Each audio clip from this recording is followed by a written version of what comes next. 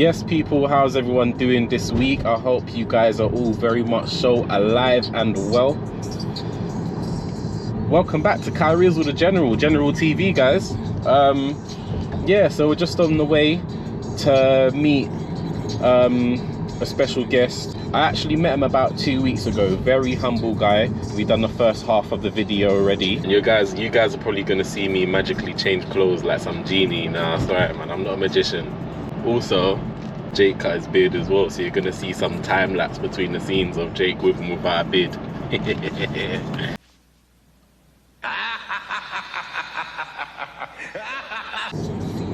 And we're just going to finish it off. So welcome to the car review, stance edition. You're probably thinking, what is stance edition? So before we continue with the rest of the video, let me explain to you guys who may not be familiar with stance what it actually is. Stance is typically just a car that's been lowered and sits a certain way, hence the name stance. There's different types of stance, but the main examples that automatically pop up in my head are tucked, arch to lip, poke, and flush. In order to achieve these fitments, there is a various variety of suspension that people use in order to achieve this overall stance. However, the main types of suspension that people use are air suspension or air ride, coilovers, and hydraulics / hydros for short. There are obviously other types of suspension that people use, for example, lowering springs and AP cups. However, in my personal opinion, to achieve this proper stance, those are the three types of suspensions that I earlier listed are the ones to go for. And if there is anything else I've missed out, or if there's anything you guys wish to correct me on, then feel free to leave a comment. But anyway, back to the video. So I've noticed there's not really much of a market. What's going on with the focus?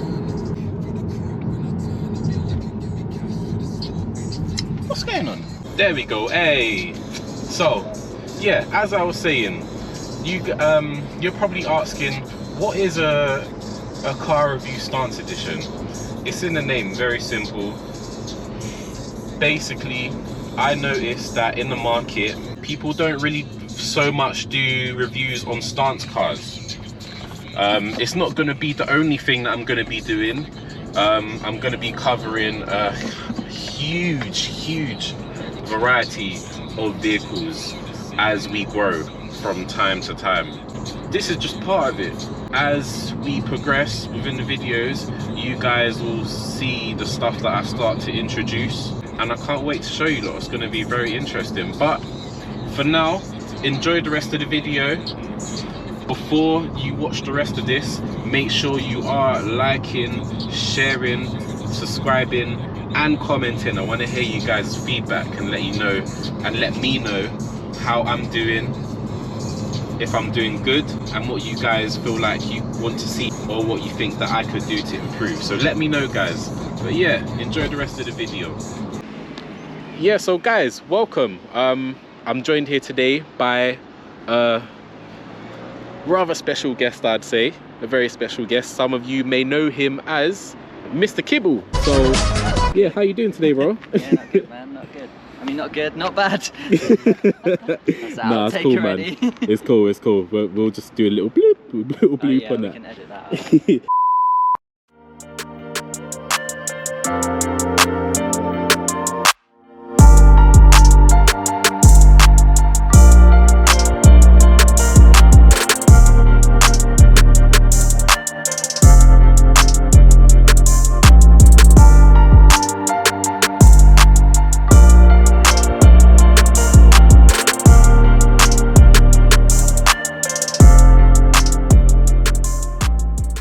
So we'll do that again. How you doing today, bro? Yeah, good, man, good. Yeah, nah, cool. So so literally I followed you on the way here from the place that we met, and I must say, like, the car is absolutely amazing to watch in motion. Excellent. Yeah, she's alright. No, it's amazing to watch in motion. Literally the tires and the, like, very subtle camber on the rear, watching that as you turn and switch lanes, etc., etc. It's nice to see. It's nice to see. It sits very well. Nice, man. Very well. Yeah, it's taken a long time to get to the fitment to where it's at. It's loads of research and stupid amount of calculations and shit, and try different tyre sizes and different spacers and different wheels, and sort of got it to where it's at now. Pretty happy with it. Could do with it being a bit lower, but Really? Yeah. Like I'm gonna go from because it's on 40 profile tyres at the moment. I want to put 35s on it, drop it a little bit more, but I mainly want a bit more poke. Okay. Like, I want the wheels just out like 10 mil more, just to give it that sort of more Japanese style stance. Yeah. So. And I can see by like from looking at your Instagram, following you over the past few months. Probably is a year and a bit. I It's reckon, been a long time, innit? Yeah. I can see you've kind of adopted to that style with the rear lights. I can see you've got the quick shift in there as well, right? Yeah. Well, it's a chassis mounted short shifter. Yeah. So. Yeah, and then just the little features, like I can see from here, you've got the like the love hearts, like the drift charms. I have no idea shall I how call you it? say. It's like some weird They're Japanese like drift word. charms, aren't they? Yeah, but it's some like Japanese word that I don't know how you say it. And every time, like it begins with a T and it's like Uruguay or something. Yeah. But yeah, I don't know what it's called. I only got that at the show the other day, so that was like a nice little finishing touch as well. So. Okay, nice. Quite happy with that. But yeah, in terms of the Japanese kind of style thing, what else have you kind of gone for to be a bit different? Well, I love Japanese cars. Like, I like Beamers, don't get me wrong, but my heart's always with Japanese cars. But I've got a little boy, you know, I've got a family. I need to have a reliable diesel wagon. Yeah. I've just tried to give it that Japanese-esque look, if you like. So, yeah, obviously fairly low, big dishy 5-spoke wheels. Wheel specs, yes. Talk to me about the wheel specs. So the wheel specs are, if I do say so myself, quite impressive. They're 18 by 10.5 all round. Okay. They are ET minus 10 front and ET 10 rear at the moment. Minus 10 on the front. Yeah. That is a mad aggressive offset. Obviously, I've rolled these a bit and stuff, and yeah, I've kind of I've cut the rear lips out of the rear arches. Okay. So anyone that owns, I think they're in 36s as well, definitely 46s and 39s. They come with a fat rear lip. So if you try and get fitment, you've got to cut that out to be able to get the wheel anywhere near the lip. Okay. So I've cut all that out, sanded it back, got some proper underseal in there as well. So even though they're reps, they'll do the job.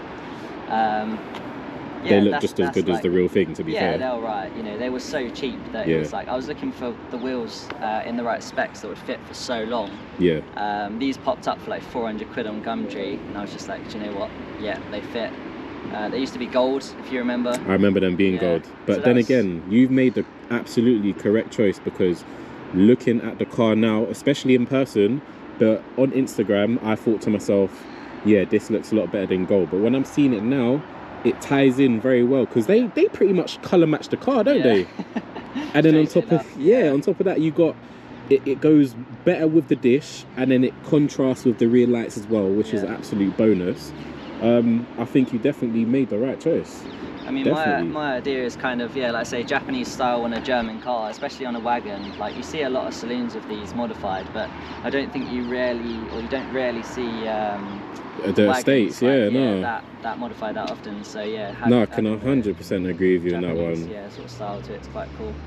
I can 100% agree with you, and I feel like if you did do it with the saloon version rather than the estate, I don't think the look would have popped as much. No, it doesn't quite have the same effect. Yeah, it gives it a little bit of character. This has got some booty. It is fat. It's got bunda. It's got bunda.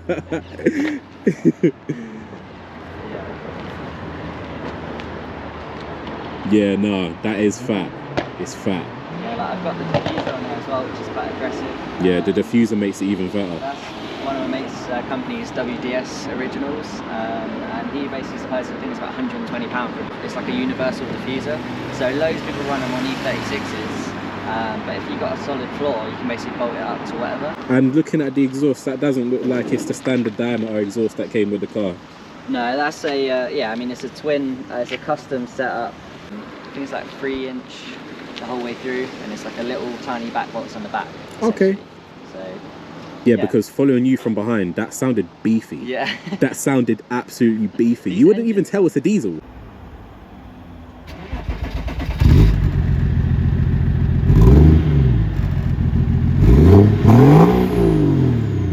think the only thing that actually gives it away that's a diesel is, I don't know if it's just me, but you know when a diesel car's accelerating, yeah, and you kind of get like that turbo whine. yeah.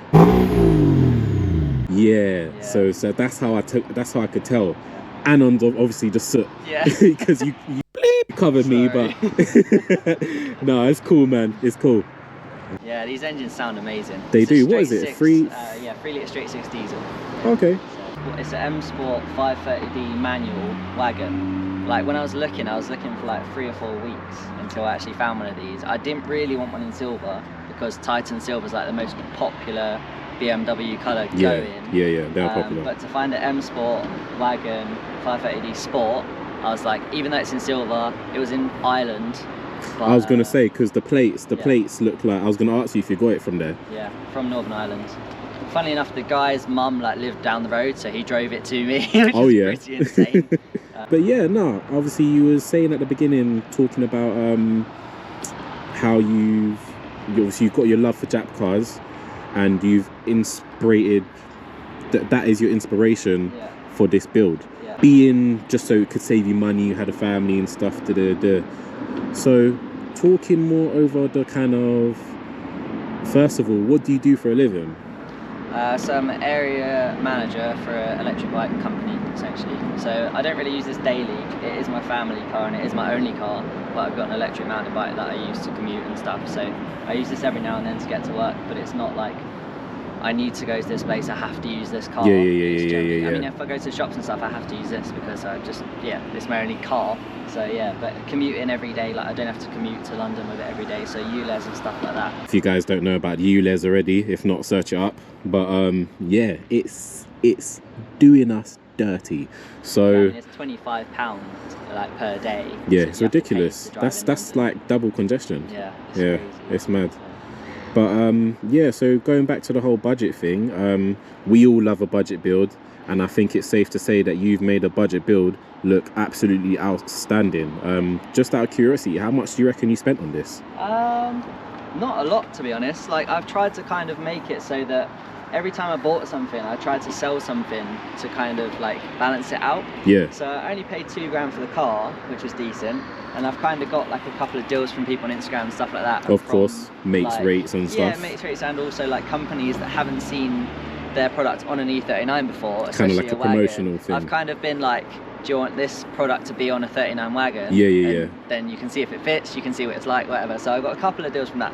Not free stuff everywhere, left, right and centre. Oh, of course not. Bit of deals, so that was quite cool. Yeah, I mean, the old wheels that I sold that had M parallel wheels on there, I sold them for like 450 quid. Okay, so you got a little bit of money back and the same price. Yeah. So I basically swapped out my BMW reps for these. So I haven't really lost any money there. Nice. The exhaust was on it when I got it.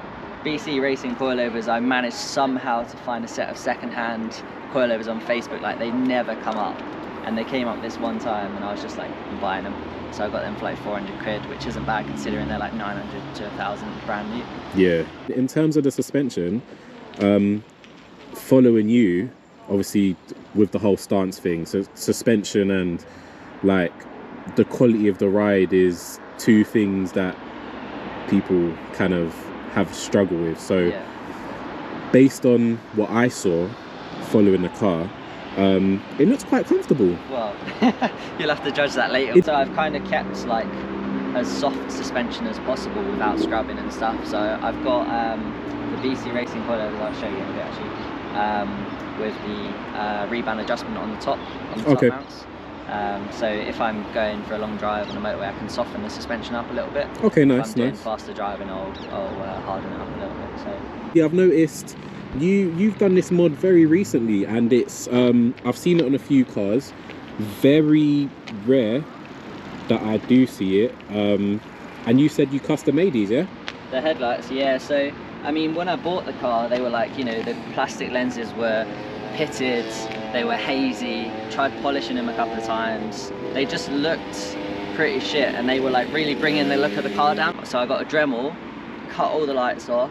This took me like 4 evenings, like just a couple hours at evening. It was ridiculous. Yeah. So I basically got a Dremel, cut the whole thing apart, got brand new lenses. These are like £35 for a pair on eBay, so really, really cheap lenses. Okay, cool. took them all apart, painted the insides black. I got like an acrylic disc here that I sort of cut up and custom made fit. And then I got the hella stickers kind of custom made and printed and then stuck on there. And, okay, so they're just stickers, yeah? Yeah, just on top of an acrylic disc, yeah. So it's a bit of a sort of custom thing, but yeah, I think it worked out sick. Like, I love the whole sort of silver and black theme, if you like. I think it works pretty cool, so. Nice, nice. Those are over your high beams, aren't they? Yeah. Okay, so you ain't got no high beams then. Not really. But I cannot see, I'm legally blind. That's my story, I'm sticking to it. Oh, and did you fit the halos or did they come with the lights? They come with them standard, yeah. I've put LED bulbs in there, so they're more like bluey as opposed to yellow, like as they used to be from factory, but yeah. Okay, nice, nice, nice. Yeah, going on to the interior, I guess. So talk to me a little bit about that. This bucket seat, I had about 5 years ago. So I used to have a Mark 1 MX-5 drift car. Nice, nice. And it was literally like, yeah, welded, stripped out, buckets, harnesses, all the rest of it. And yeah, basically when I sold the MX-5, my mate came up to me and said, you know, I want this bucket seat. He was like similar build to me, whatever. So he wanted that, he bought it off me. And then like literally a couple of weeks ago, maybe a couple of months ago, he messaged me and said, I've still got that bucket seat, by the way. Like, do you want to buy it back? It was in terrible condition, so I basically bought it back for pennies, and then I basically rebuilt it, essentially. So I've made some custom mounts. I took all the cloth off and like repaired a load of holes and stuff that it had in it from like, I don't know, spider bites and stuff like that. I don't know what it was. Some things were nibbling through it, so I repaired all that. I bought some custom foam online, and then I bought suede from Amazon, wrapped all the cushions myself and stuff. So you practically just reupholstered these seats by yourself? Yeah, just the one, yeah. So yeah, it's pretty sick. I'm kind of happy with how it is, and obviously it fitted me all those years ago, it still fits me now, so pretty happy with that. Nice, all right. Try and sit in here if you want. I can try. I'm not gonna lie though, I don't fit in bucket seats. I'm a bit too big for that, so. Plus it's fixed, it doesn't recline, so it's literally gonna be like my height. Oh god, I don't know if my legs are gonna fit in. I don't know if my legs are gonna fit in there, but we'll give it a try. We'll give it a try. Yeah, well, fuck it. We'll give it a try now. I'll hold the camera and watch you get in. Yeah, cool. This is gonna be embarrassing. Oh, don't do it. Yeah. Oh my god. Oh god. I'm like 5'5", and you're like what? 6'1"? 6, yeah, exactly. So a bit of a bigger guy than me. But I can't get. I feel like fuck. What's that film? The Nutty Professor. You know Nutty Professor? When he swells up in the Dodge Viper. That's how I feel right now. First time we had to use one of these without an accident.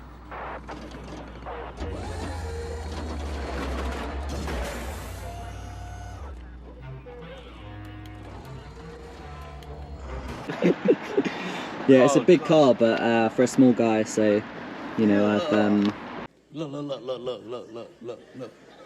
Look at this. Somebody come look at this. Look at this. Somebody come and look at this. yeah, fitted the seat quite close. I actually tried to put rails on it, but the rails were like, yeah, you won't break it, don't worry. Oh shit. This is going to be the outtakes. Is your foot stuck? First video and I'm stuck. Oh my gosh, does this just pull the yeah, you can pull it.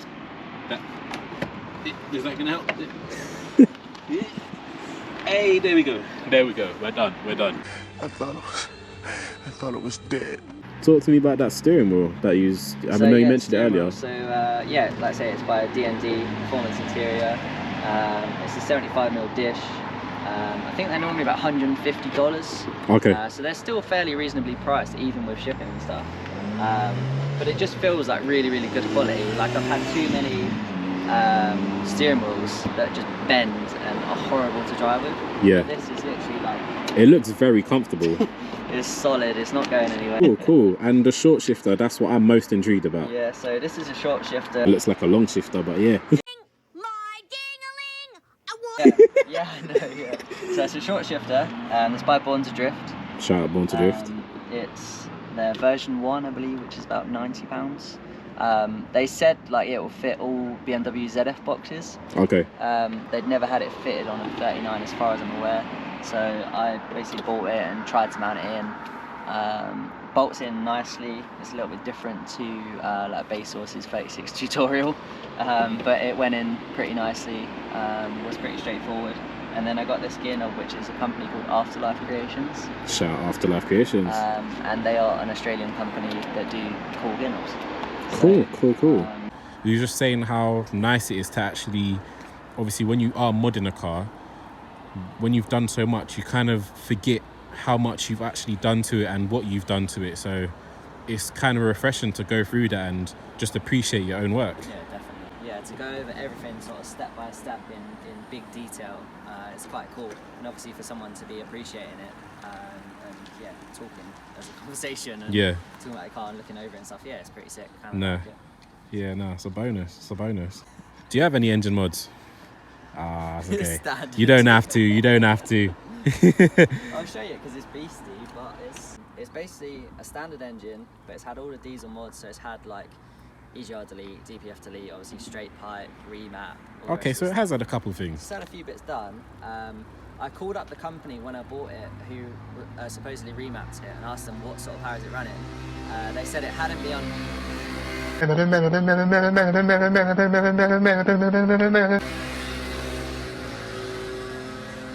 Goddamn mopeds. They said it hadn't been on a rolling road, so I can't guarantee any power. Really no idea, but they've said, and from previous owners who I've spoke to, and other owners of this car with like similar mods, like different cars, they've said it's around 260, 270 brake horsepower, and about 470, 480 foot-pounds of torque. That's torquey. So it's pretty decent, yeah. In the future, I really want to go bigger turbo, bigger injectors, front mount intercooler, better map on a rolling road, and you can get sort of 350 brake out of it. 350, nice. So and who are you thinking of going to take that to get remapped? I don't know yet, actually. I haven't got that far, to be honest. Okay. I mean, the turbo itself's like over $1,000, so trying to keep this budget build on a budget. Yeah. If I ever get to that stage, which I don't know if I will. Yeah. I've had the car 18 months now, which is a long time for me. Okay. Yeah, I don't know if I'll ever get to that point. So if I do go bigger turbo and bigger power, that will be kind of stepping out of the budget build phase, which I kind of don't want to do, but I do. Engine mods are never budget. Yeah, exactly. So over budget. We'll see. No, that's cool, man. That's cool. You've done quite a lot to this car, a lot more than I actually expected. Obviously, it's different when you're seeing pictures because you don't see the full-on details. Yeah.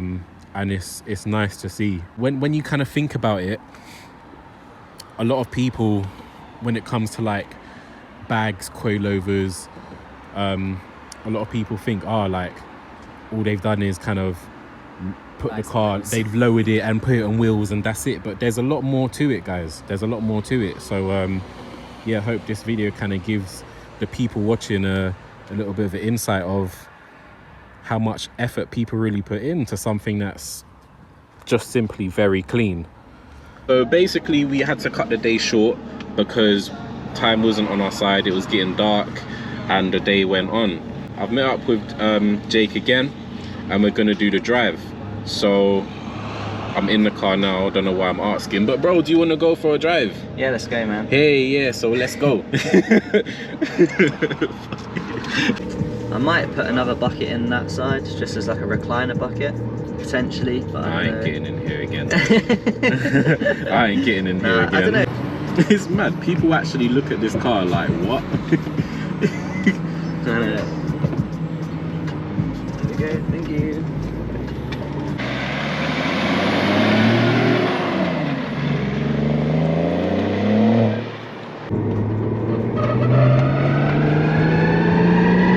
What's that, the scrubbing?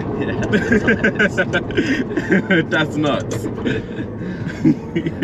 So what is that scrubbing on your? That's scrubbing on your tire, isn't it? that's the tyre scrubbing on the inside of the arch. Yeah. It probably doesn't help with the added weight in the car. I'm a heavy guy. Woo!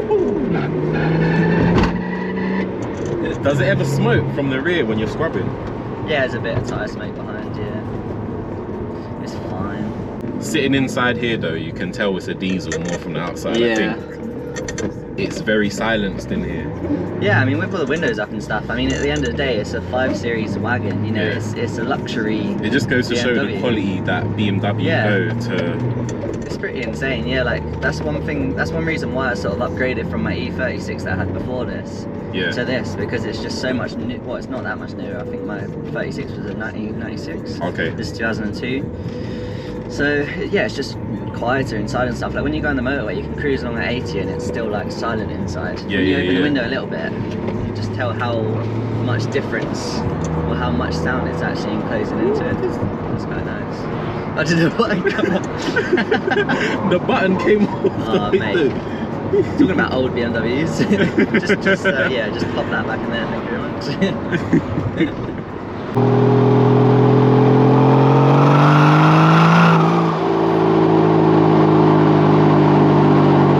See the gear stick in the camera? Just about. Yeah, that thing's a long way. It's a short shift today, so it's it's quite a short throw.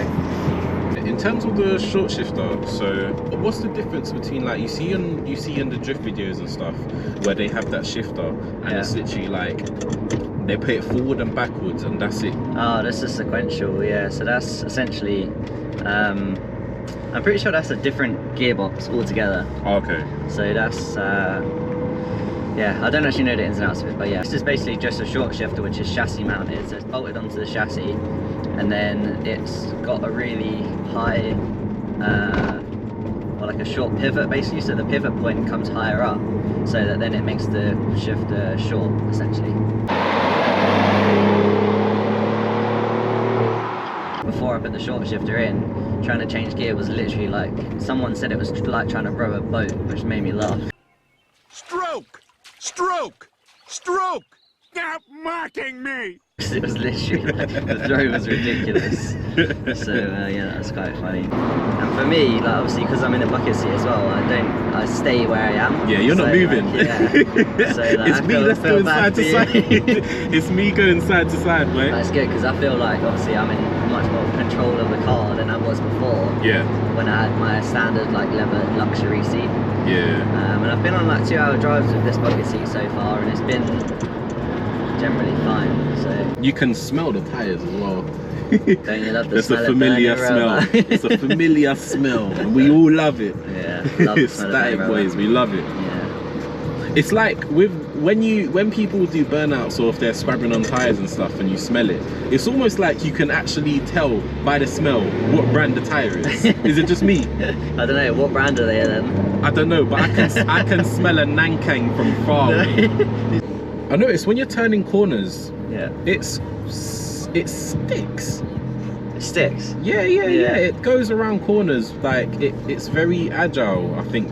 I don't know if that's the right word to use, but it's a big old boat, but yeah, she goes around corners alright. I mean, it's got fat tyres on it. I'm running 245 40s all round, so even though they're budgets, it's a lot of rubber.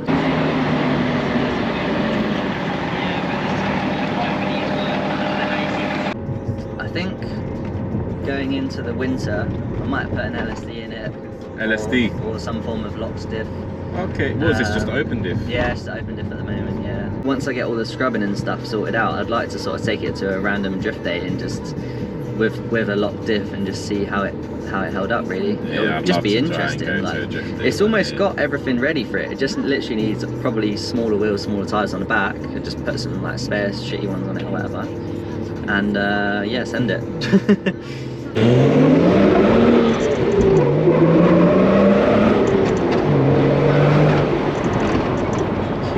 I don't know which you can hear more on the camera right now, whether it's the engine or the scrubbing, but either way, it's great.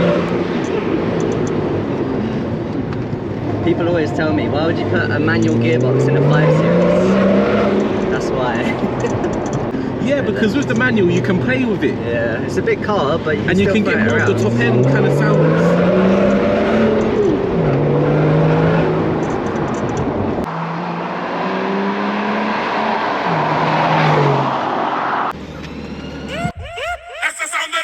Ambulance. Yeah, somewhere down there. No, we don't need to get pulled over today. This is Warren on Thames. There's rarely any police around here, to be honest. So this car's been remapped, and Yeah. you said it's 280? It's roughly 280, but I actually have no idea what it is. I've just spoken to people with similar mods on 530Ds, and they've said it's between 270 and 280 really, and roughly 480, 500 foot-pounds of torque. So with the obviously standard diesel vehicles are quite economical in terms of fuel. With the remap, how is it? Is it still pretty good? I mean, like now I'm getting 35.7 to the gallon, And we've been ragging it, so that's good. Yeah, I mean, I've noticed I do quite a lot of around town driving. I do like the odd sort of, I suppose once a week or maybe once every 2 weeks I drive on the motorway up to mum or down to my mum's in Kent, and yeah, like sort of the hour drive on the motorway, and it might go up to like 40 if I'm cruising at 65, 70, but if I'm sitting along at like 80, then it will still be like 37 maybe. So generally, as a sort of general rule, it's pretty much 35 everywhere you go, no matter how you drive it. Even in like the urban kind of... Yeah, stop-start traffic, it might go down 1 mpg, but yeah. It's pretty good, it's pretty good. Considering that power, I mean, there's not many cars that you can get roughly 280 brake and 35 mpg. How's the ride for you, considering it's low? Comfy? How was the ride for me? You know what? It's bouncy. It's definitely bouncy. Yeah. I was kind of expecting it, to be honest. Yeah, any car on coilovers is going to be the same, isn't it? Yeah, and you're very low anyway, so. But I feel like it depends on the car. When it comes to coilovers, it depends on the car you have as well. Yeah. So if you've got, like, for example, I don't know, what's a common car to put in coilovers? Like polos and stuff. Golfs and polos. Where the build quality in general with the car isn't as much as a built for comfort quality. Yeah. When coilovers are on a BMW, even though you still got that static bounce and you feel everything on the road, it's a lot more humbled down. Ooh. It's also a longer... That's one. That was two. It's also a longer car though, so you find that with like little polos and hatchbacks and stuff like that, you just find that they sort of bounce over, or they sort of, I don't know, like when they hit bumps and stuff, they just end up like the whole car bounces around. Yeah. With this, it's very, because it's so long, like it just kind of bounces separately, so you feel it a bit less, I reckon. I noticed as well, you don't actually need to go like sideways over bumps or something. You're driving pretty straight over them. Yeah, it's fine. They're not, I mean, they are quite big bumps, I guess. There's quite a few speed bumps there, aren't there? I was thinking, have you purposely chosen this road? Nah. To demonstrate? To get my score up. Just trying to scrape the shit out of my car. This is the problem with just going for a leisurely Sunday drive and sort of just going, oh, I'll turn right here, see what's down here, I'll turn left here, and then you're like, oh, speed bumps the whole way down this road for about 10 miles. I feel like that's a London thing. I don't know, if there's anyone out here not watching from London, then drop in the comments if you have a lot of speed bumps in your area, but it just feels like down here, wherever you go, it's, yeah, speed bumps galore.